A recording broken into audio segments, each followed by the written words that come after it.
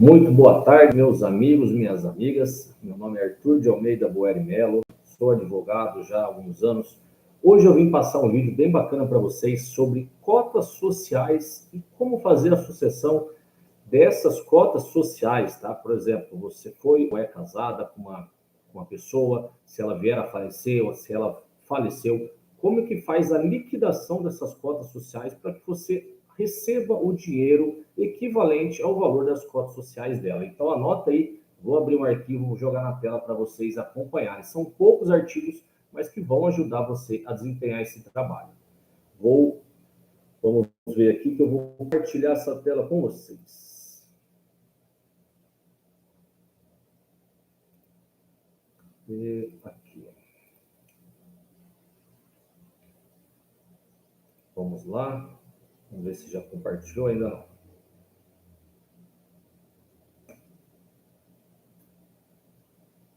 Essa é uma dúvida muito constante. As pessoas não sabem como fazer a liquidação da cota social que o marido ou que a esposa tinha e que acabou falecendo. Então, a pessoa está viva ainda, quiser fazer a liquidação, é uma forma bem tranquila de fazer, tá? Olha lá. Vamos utilizar primeiro o Código Civil para mostrar para vocês, ó. A sociedade, artigo 997 do Código Civil. A sociedade constitui-se mediante contrato escrito, particular ou público, que, além das cláusulas estipuladas pelas partes, mencionará. Do que está fazendo isso? Quando você constitui uma pessoa jurídica, geralmente uma limitada, ela necessita do social. E o artigo 997 estabelece os requisitos mínimos do contrato social. Vou ler bem rapidinho. Nome, nacionalidade, estado civil, profissão, residência dos sócios. Se for pessoa jurídica, tem que ter os dados. Denominação, objeto, prazo e sede, local da sede, capital da sociedade, cota de cada sócio vai investir. As prestações a que se obriga o sócio, qual vai ser as obrigações de cada sócio. A participação de cada sócio, quanto que ele vai colocar ali de dinheiro, qual vai ser a participação deles nos lucros, nas perdas, e se eles respondem ou não com as obrigações solidárias, as obrigações sociais de forma solidárias ou subsidiárias, que é o inciso 8, tá? Então, esses são os requisitos mínimos do contrato social. Repare que não fala em nenhum momento se por acaso vier a falecer um dos sócios, como se fará a liquidação, se os herdeiros vão assumir o lugar dele ou não. Então, ali não tem, mas esses são os requisitos básicos, os necessários para o contrato social correto. No artigo 1028, já menciona o caso de falecimento de um dos sócios e como que se fará a liquidação dessas cotas. Vamos lá. No caso de morte do sócio, liquidar-se-á sua cota, salvo, se o contrato dispuser diferentemente, inciso 2, se os sócios remanescentes optarem por dissolver a sociedade, terminar com ela. Ou 3, se por acordo com os herdeiros, regular-se-á a substituição do sócio falecido. Então, por exemplo, se no seu contrato social não tem uma cláusula clara referente à substituição do sócio em caso de falecimento, ou sucessão do sócio em caso de falecimento, a cota deve ser liquidada, ou seja, tem que ser atribuída um valor àquela cota e tem que ser paga aos herdeiros, tá? Olha o artigo 1031 do Código Civil ainda. Nos casos em que a sociedade se resolver em relação ao sócio, ou seja, o sócio sair da sociedade por morte, o valor da sua cota, considerada pelo montante efetivamente realizado, liquidar-se-á, salvo disposição contratual em contrário. O que seria esse salvo? Se os herdeiros ou algum dos herdeiros assumisse o lugar. Então, tem que estar previsto no contrato social. Com base na situação patrimonial da sociedade, a data da resolução verificada em seu balanço especialmente levantado.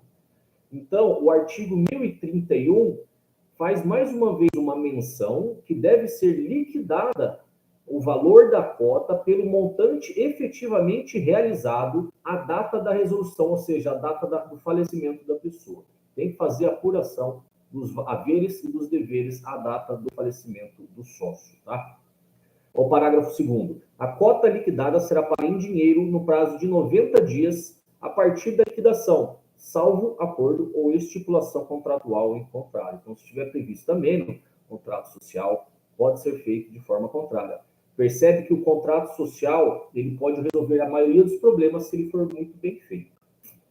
Agora, por exemplo, se não conseguiu fazer isso amigavelmente entre os sócios, você pode entrar com uma ação judicial. E essa ação judicial, os herdeiros podem, ou o cônjuge, entrar com uma ação de dissolução parcial da sociedade. Ação, artigo 599, deixa eu ver se vocês estão acompanhando aqui. Artigo 599. A dissolução parcial da sociedade pode ter por objeto. Pode ter por objeto. Inciso 1. A resolução da sociedade empresária contratual ou simples em relação ao sócio falecido, excluído ou o que exerceu o direito de retirada ou recesso. Então, essa ação, ela pode apurar os valores referentes ao sócio falecido, ao sócio excluído ou que exerceu o direito de retirada ou recesso, quando a pessoa não quer mais fazer parte da sociedade. Inciso 2. Apuração dos haveres do sócio falecido, excluído ou que exerceu o direito de retirada ou recesso. Então, também, mais uma vez, tem a menção que deve ser feita a apuração dos haveres referente em relação ao sócio falecido. O que mais? Parágrafo 1º. A petição inicial será necessariamente instruída com o contrato social consolidado. Artigo 600, outro artigo interessante para você anotar. A ação pode ser proposta. Quem que pode propor essa ação? E olha lá o parágrafo único.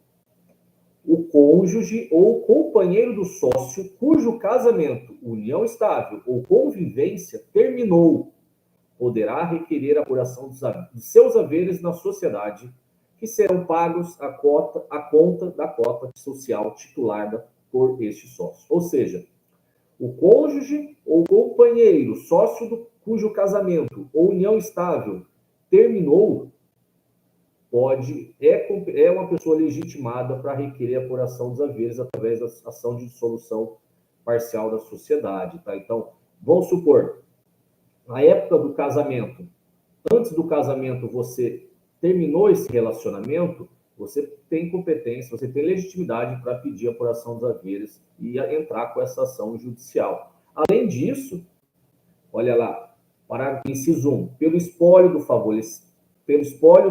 sócio falecido, quando a totalidade dos sucessores não ingressar na sociedade. Inciso 2, pelos sucessores, após concluída a partilha do sócio falecido. Pela sociedade, se o sócio sobrevivente, pelo sócio que exerceu o direito de retirada, pela sociedade e pelo sócio excluído. Então, a ação tem bastante pessoas que são legitimadas a ajuizar essa ação para apurar os haveres do companheiro ou do sócio que foi falecido. E é isso, meus amigos. Se vocês tiverem mais alguma dúvida referente ao artigo 997 do Código Civil, artigo 1031 e 1028 do Código Civil e artigo 599 e 600 do Código de Processo Civil, interessantes para vocês analisarem, dê uma lida, confiram o que acham e o que interpretam sobre esse artigo. E eu espero ter passado um pouco de informação interessante para vocês. Se vocês gostaram, por favor, comenta, curte, aplique e acompanhar na íntegra todos os nossos conteúdos. E ao longo do tempo quero aprimorar os nossos conteúdos, as nossas edições para ficar mais bacana.